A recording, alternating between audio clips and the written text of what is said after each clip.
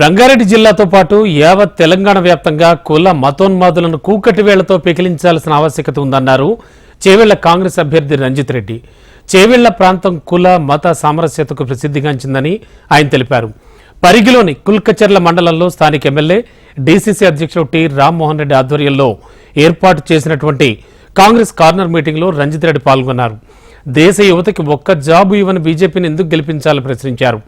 Parliament ఎన్నికల రణంలో గెలిచిన వెంటనే రేవంత్ రెడ్డి నేతృత్వంలోని కాంగ్రెస్ ప్రభుత్వం రుణమాఫీ చేస్తుందని హామీ ఇచ్చారు.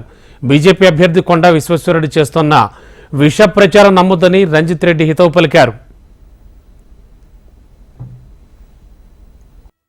దేశంలో చాలా రాష్ట్రాల్లో బీజేపీ ప్రభుత్వాలు ఉన్నాయి. ఇప్పుడు ఏ ఒక్క రాష్ట్రంలో అయినా ఇట్లాంటి సంక్షేమ పథకాలు ఇక్కడ ఉన్నాయా అని బీజేపీ నాయకులను అడగండి. ఎవరన్నా పిల్లలు యువత మేము బీజేపీతో ఉన్నామంటే పిల్లల్ని అడగండి.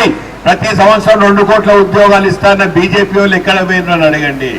ఇప్పటి వరకు 20 కోట్ల ఉద్యోగాలు ఇవ్వాల్సిన బీజేపీ ప్రభుత్వం ఏం చేసిందని అడగండి. 7 లక్షల ఉద్యోగాలు ఇచ్చారు. ఇవాళ 20 కోట్ల ఉద్యోగాలు బీజేపీ ప్రభుత్వం ఇస్తే మీ బిడ్డలకు అందరికి ఉద్యోగాలు వచ్చినాయా? మీ అందరి అకౌంట్లలో 15 లక్షల రూపాయలు వేస్తారన్నారు బీజేపీ వాళ్ళు. వేసిండ్రా? ఇది మన ప్రభుత్వం, కాంగ్రెస్ ప్రభుత్వం, పేదల సంక్షేమం కోరే ప్రభుత్వం. మీ అందరి ఇష్టపూర్వకంగా ఎన్నుకున్న ఎమ్మెల్యే గారు ఇక్కడ ఉన్నారు.